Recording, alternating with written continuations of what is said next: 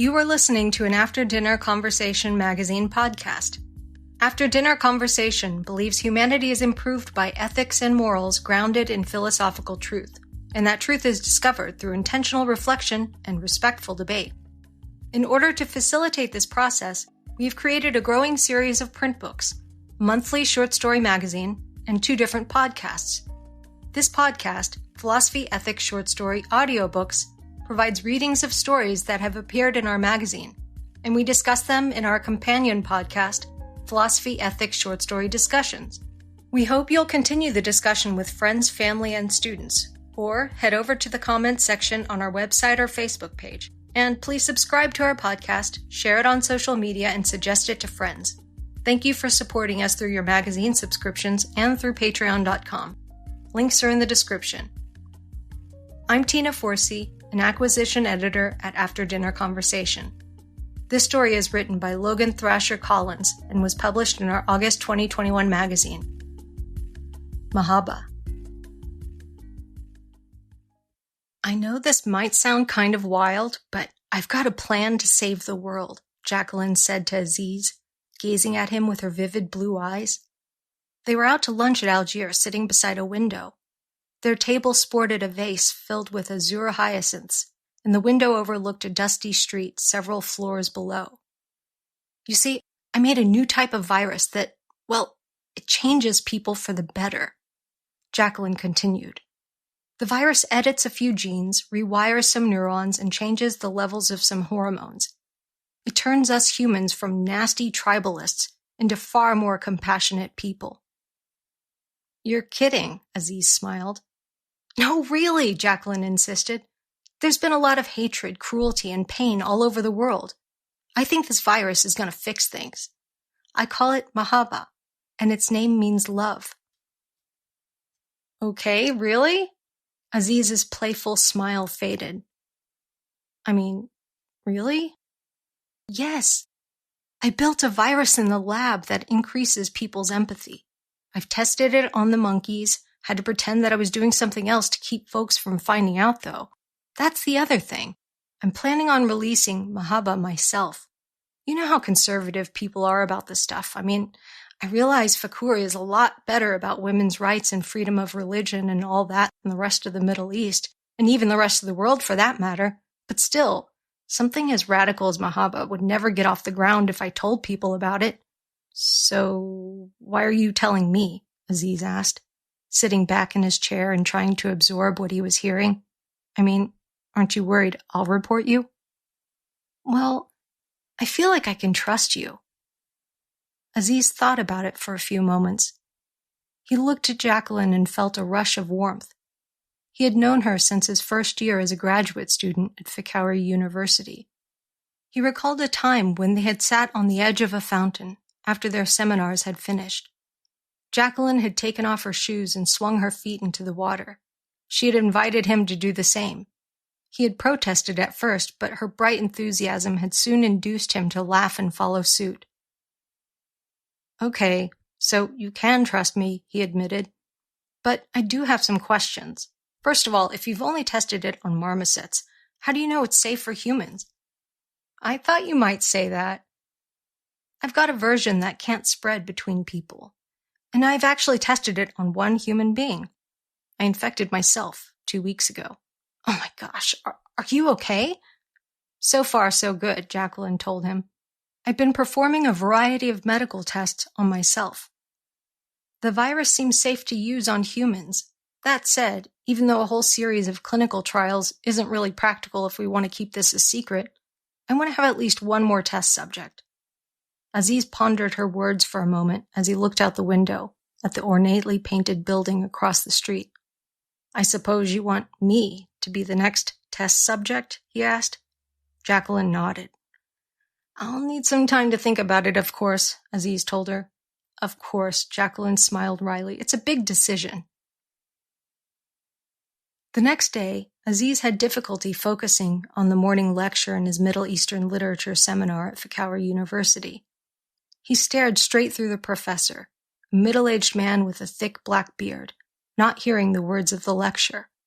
Light from the hot desert sun outside poured through a row of windows at one side of the room, causing the classroom to get uncomfortably warm. Aziz thought about Jacqueline's plan, wondering if he was crazy to consider going along with it. He had seen Jacqueline demonstrate brilliance many times, not just in engineering, but also in her capacity for kindness. He recalled one time during the previous summer that Jacqueline had given an entire box of leftover pasticcio to a homeless man after they had eaten lunch. "Are you listening, Aziz? We are discussing the tragic romance of Layla and Majnun," the professor asked. "Oh, sorry. I'll make sure to pay attention, sorry," Aziz responded quickly. The professor sighed but did not chastise Aziz further. Aziz met Jacqueline that afternoon at her apartment.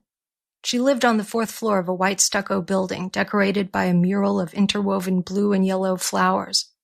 Her quarters were small, yet comfortable, with a window overlooking the rest of her neighborhood. Palm trees swayed in the breeze, and the pale dome of a small mosque was visible underneath the evening sky. "So, I've got a dose of Mahabbah in here, the one that doesn't spread between people," she said, as she opened her refrigerator and pulled out a small silvery aerosolizer. "Have you decided if you want to do this?" she asked more quietly. "Yeah, I'm going to do it. I think that the world needs this, and if anyone can pull it off, you can. It all just seems a little crazy, you know?" Jacqueline nodded and then hugged him tightly. "I know," she whispered. "Honestly, I've been struggling with it myself. But I just can't let the world keep going the way it is. Just today I heard about some more supremacist bombings of churches in the United States." She held up the aerosolizer. "I put it in here. When you inhale it, the virus will travel through your olfactory receptor neurons and go to your brain." Aziz took the aerosolizer from her and positioned it under his nose. He glanced at Jacqueline. In the dim light of the apartment, her blue eyes seemed to glitter as if full of stars. Aziz pressed the button on the aerosolizer and inhaled deeply, feeling the tingly sweetness of the device's contents as they entered his nostrils. He lowered the aerosolizer and grinned weakly. The next morning, Aziz thought about Mahabbah as he walked to Fakauri University. He knew that Jacqueline's plan held certain risks. The virus might exert unforeseen side effects in some people. Her plan also involved altering the personalities of 8 billion people without their consent. Aziz knew that unilateral action, even when motivated by the greater good, had a dark history. Yet he could not help himself but to trust Jacqueline. Her dedication to compassion and her vision for a future full of hope were intoxicating. Aziz could see Fakauri's skyscrapers across an artificial lake.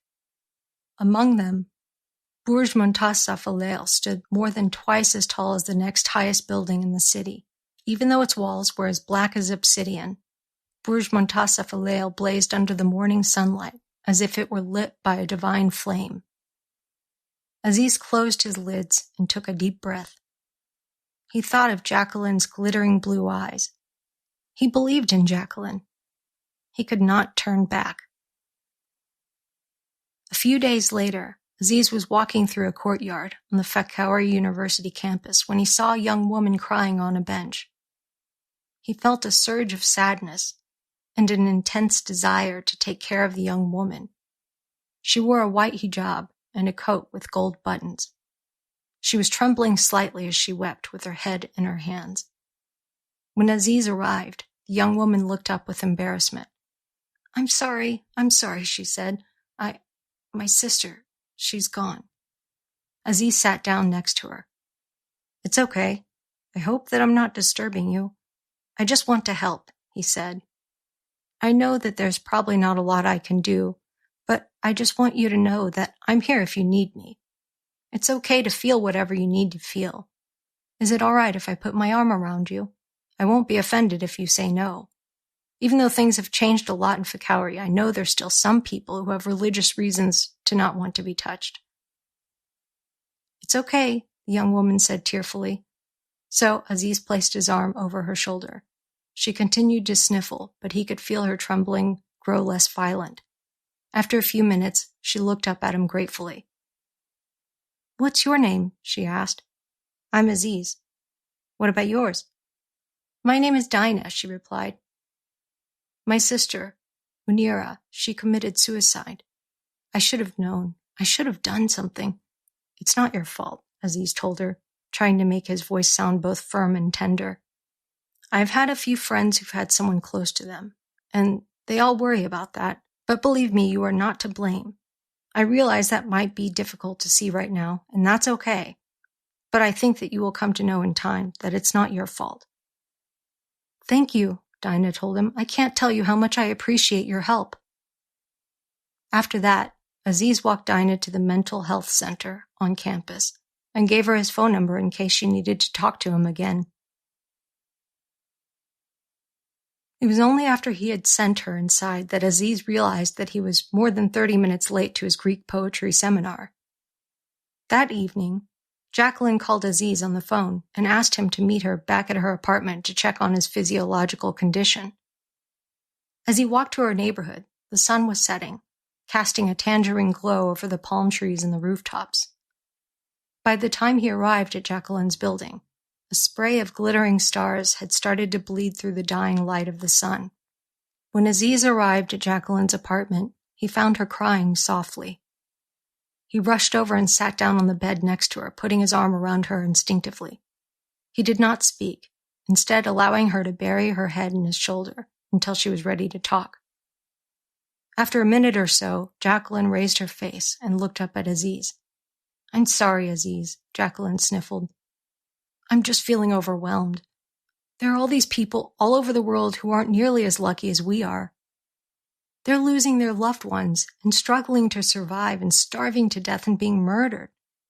Life on Earth is just one big mess of pain and grief. It's all so awful I can hardly stand it." Aziz pulled her close again. "I know," he replied, "but you're doing something about it. Mahabbah might not fix everything, but if everyone felt the way you do, things would get a lot better. I mean, it has already helped me to do some good. Earlier today, I helped comfort a girl who had lost her sister. I don't think I could have done that properly if not for Mahabbah." "Are you sure this is going to work out?" Jacqueline said. "I mean, look at me. I'm a mess. If everyone gets infected with this, I don't want to hurt people. I want to help them.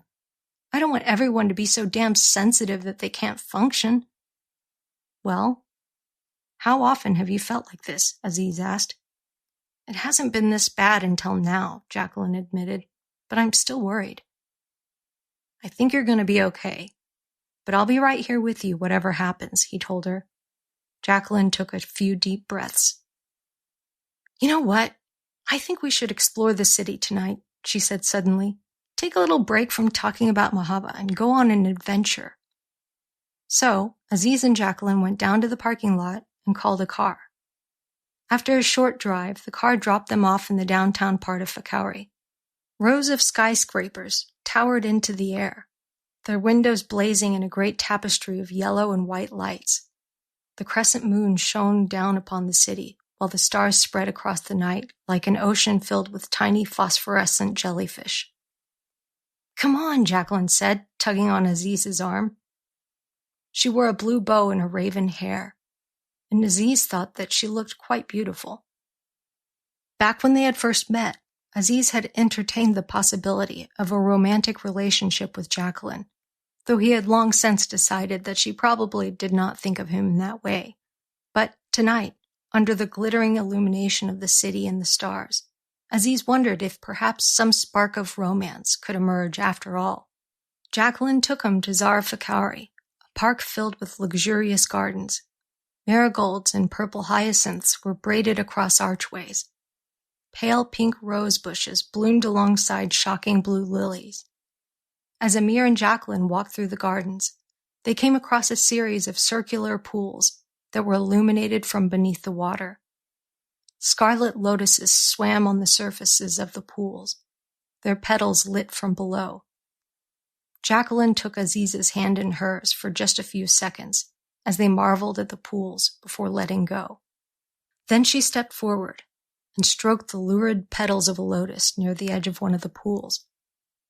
After exploring the garden, they visited Burj Muntasaf al-Lail. The skyscraper stood at the center of a plaza which was made entirely from black marble. Glowing fountains lined the walkway up to the entrance. Aziz looked up at the building as he and Jacqueline approached. Though its walls were mostly sided with the same black marble as in the plaza, light shone out of its tens of thousands of windows, all the way to its distant summit. Burj Muntasaf al-Lail stood over a kilometer in height. From this vantage point, Aziz thought that the Burj Muntasaf al-Lail seemed so tall that it could have been built by gods, or some advanced alien civilization rather than humans. Once inside, he and Jacqueline took an elevator to the observation deck on the 98th floor and looked out upon the gleaming expanse of Fakauri. "It's so beautiful," Jacqueline whispered as she gazed across the city's vast tapestry of light. Above the city, the crescent moon was visible in the star-filled sky. Jacqueline turned to look at Aziz, her eyes sparkling with wonder. "Thanks for helping me out tonight," she said softly. Aziz put his arm around Jacqueline as they continued to look over the city. Later, Aziz was in good spirits as he walked Jacqueline back to the apartment building. When they said goodnight, Jacqueline looked into Aziz's eyes. He felt a little dizzy as he gazed back at her. Jacqueline quickly kissed him on the cheek before her own cheeks turned pink and she hurried upstairs. The next day, Aziz called Jacqueline after his seminars were over, but her phone went to voicemail. He tried again an hour later, yet still received no answer. So Aziz went to the lab where Jacqueline had been working since her second year of graduate study. He walked briskly up to the Fakauri University Biomolecular Engineering Center. In the parking lot, he saw a group of sleek white police vehicles, as well as several glossy black armored trucks. His heartbeat quickened, and he felt a surge of fear. When Aziz approached the front door of the building, a man in a beige camouflage uniform stepped out in front of him. The man wore dark glasses and carried a machine gun at his side. "You can't enter. Building is closed off. Biohazard," the man stated flatly. "Do you know what happened?" "Can't talk about it." "I have a friend who might have been in there. Is there anyone I can talk to who might be able to help me find her?" "No. You have to leave this area now." Aziz stepped back and looked up at the fourth floor of the structure, trying futilely to see through the window of Jacqueline's lab. But when the officer placed his hand on his gun, Aziz scurried away. He felt lightheaded with terror as he jogged towards the campus's main office, hoping to discover more information. On his way, he heard a familiar voice. "Hey, Aziz, are you all right?" Dinah called. Aziz stopped, breathing heavily. "Sorry, I'm not sure. Do you know Jacqueline? She works in the biomolecular engineering building. There's a bunch of armed men over there." "Oh my gosh, but yeah, I think I know who you're talking about. Do you mean Jacqueline Fachot?" Aziz nodded rapidly. "Yeah, Jacqueline's a close friend of mine. I couldn't get a hold of her by phone, and when I went to check her lab, a guy with a machine gun told me to leave because of a biohazard." "Oh no, that's awful. I really hope she's okay," Dinah exclaimed. "I think I know what happened," Aziz blurted. "What do you think is going on?" "Well, never mind," Aziz said quickly. "Sorry, I don't know if I can say." "You can trust me. I owe you one for helping me out yesterday. Besides, I like Jacqueline. She's a nice person. I promise you that I won't do anything that would cause her harm." Aziz thought for a few seconds before replying. He did not wish to reveal Jacqueline's secret, but he decided that these dire circumstances required drastic action. "Jacqueline built a virus that she calls Mahabbah, but it does something good rather than causing a disease. It gives people more empathy. She did this without telling anyone except for me. She's tested a non-contagious version on herself and on me." "Wow. Okay," Dinah marveled. "So I guess that's how you knew exactly what to say yesterday when, well, you know." Aziz nodded weakly. "You think that these military people are here because of the Mahabbah virus?" "Yes. I'm just terrified that they're going to hurt her or lock her up forever or something." Aziz's words tumbled out. It was then that he felt his phone buzz in his pocket. He pulled it out, hands trembling, before putting the phone to his ear. Jacqueline, are you okay? He asked. Well, sort of. I'm stuck inside the biomolecular engineering building, hiding in a closet. Sorry I couldn't talk sooner. There were soldiers in the halls searching the building. She took a deep breath. I'm going to ask you for a favor that might get you into big trouble. I want you to go to my apartment and look in my refrigerator. You'll find a pink shoebox. Inside is an aerosol can. I need you to take it to the Fikauri airport and spray it all over. Pretend that it's air freshener or hairspray or something. I made this version of Mahabbah infectious enough that it should spread all over the world from there. She paused. If we don't meet again, I just wanted to say that I love you. Oh no, I've got to go. I hear people coming. Jacqueline hung up. Aziz quickly explained to Dinah what Jacqueline had asked of him. I want to do it, Aziz confessed, but I can't just leave her behind. I know there are probably a bunch of bioethical issues with this whole thing, but I think that you need to do this. If you don't, they might find out and stop Mahabbah from ever getting out there. There'll never be another chance for it. I'll watch the building and try to help Jacqueline in the meantime. Aziz looked back at Dinah, knowing that he probably looked terrified out of his wits. Yet when he had spoken to Dinah the day before, he had seen Mahabbah's power for good. He loved Jacqueline as well. He knew that she needed him to take this action. Please just make sure she'll be okay, he told Dinah before dashing away and hailing a self-driving car to take him back to Jacqueline's apartment. While Aziz rode in the vehicle, his thoughts raced. He wondered if he was doing the right thing by releasing Mahabbah into the world. People would have no choice but to have their very souls altered by the virus. As he looked out of the car's window, he saw Burj Muntasaf Al on the skyline, gleaming darkly in the afternoon light. Aziz felt as though he was in a trance when he stepped out of the car and set foot in Jacqueline's familiar neighborhood. He passed the dome of the small mosque and the gently dancing palm trees. He could sense a sort of electricity flowing through his body. He was about to do something that could alter the trajectory of human civilization forever. He climbed the steps to Jacqueline's apartment, passing a series of potted blue hyacinths in the stairwell. He thought of all the horrors endured in human history. He shivered with sorrow as he heard the screams of pain and terror and the panicked voices of the downtrodden.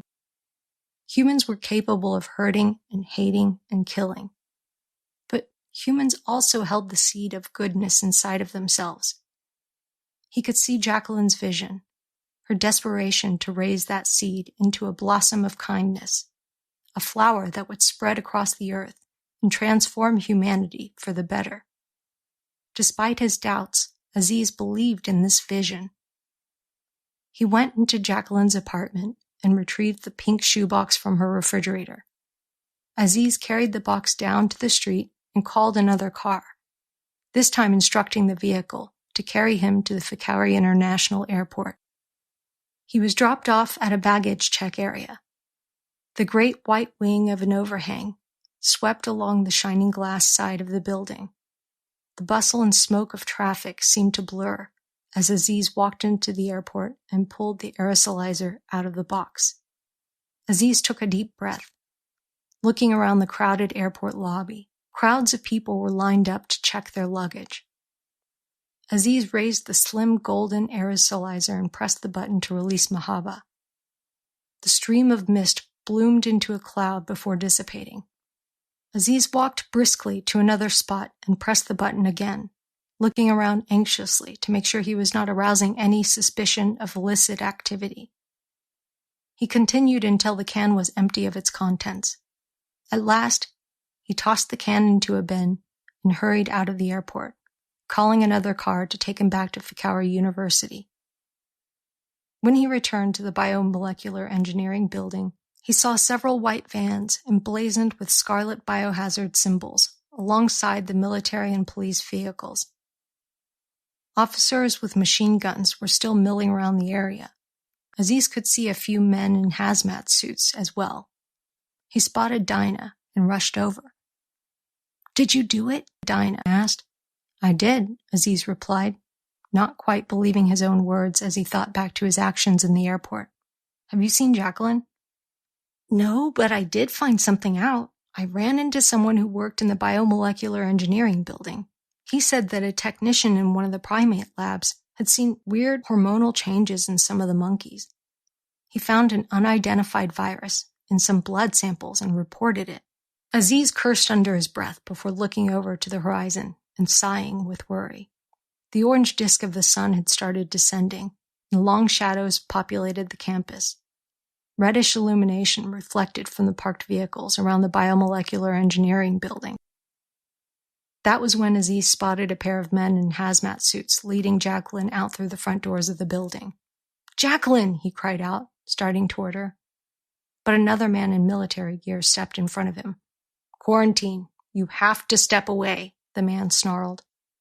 Jacqueline looked over to Aziz helplessly as she was led into one of the biohazard vans. Aziz saw her enter the vehicle, heard the engine rev, and watched the van drive away. Dinah put a hand on his shoulder as a tear rolled down his cheek. Later that night, Aziz lay in bed watching the blades of his ceiling fan swish through the warm air. He felt his phone vibrate. Though the phone said that it was an unknown caller, he picked up anyways. His heart leapt when he heard Jacqueline's voice. "Hi, Aziz." "Oh gosh, are you okay?" Aziz asked urgently. "I'm fine. They put me in a government hospital, but no one has hurt me. I might be stuck here for a while, though. And I heard that they searched my apartment." Aziz could tell that she was scared, that the officers might have found the box if he had not removed it from the refrigerator. "I did what you asked me to do," he said to her. "Left it at the airport after." "Good, thank you," she sighed with relief. Aziz was relieved as well. He did not want to think about what might have happened to her if the officers had found the box. After he spoke to Jacqueline, Aziz texted Dinah to let her know that Jacqueline was all right. "Oh, I'm so glad," Dinah responded. It was nearly 2 months before Jacqueline was released from the hospital. In that time, Aziz began to hear of the spread of a mysterious virus across the globe. According to Al Jazeera, neuroimaging had shown that the virus was causing changes to the human brain. Though these changes were not yet fully understood, the virus seemed not to result in any major ill effects. On the contrary, people reported experiencing feelings of goodwill and surges of almost superhuman capacity to help others through their troubles. Some people began to claim that the virus was a gift from Allah, seated on earth to restore peace to humankind. Though this supposed divine origin was controversial, peace did begin to gain traction. Treaties quickly resolved some brutal skirmishes in Cambodia. Rates of violent crime in the United States plummeted. Numerous European politicians made sweeping changes to their platforms, taking direct action to help protect the downtrodden. The world saw a tremendous rise in charity. Even the extremely wealthy began to redirect the efforts of their corporate empires toward humanitarian applications, such as treating diseases and cleaning up pollution. Systems were implemented to ensure that surplus food and medicine could be more easily transported to people in need. After a decade of people grimly prophesying that humanity was on the path to ruin, the flame of hope had returned to civilization. Aziz spent more time getting to know Dinah and continuing to help her through the loss of Munira. They hung out at coffee shops, drank chai, and ate baklava. He learned that she was studying chemistry and that she played the viola. He found out that Munira had been musically talented as well, and that she had performed a cello concerto at the Fakari Opera House when she was just 17 years old. "I wish that Munira could have lived to see the new world that Mahabbah is creating," Dinah told Aziz, tears in her eyes. Aziz put his hand on Dinah's. "I know that she loved you very much, so even though she's gone, I think that she would be happy to know this is the world in which you're living." As soon as Jacqueline came out of quarantine, she and Aziz met back at Algiers. They embraced joyfully outside of the restaurant. Jacqueline ran up to Aziz and threw her arms around him. She kissed him on the lips as he picked her up and spun her around. After that, they went inside the building, chatting away happily.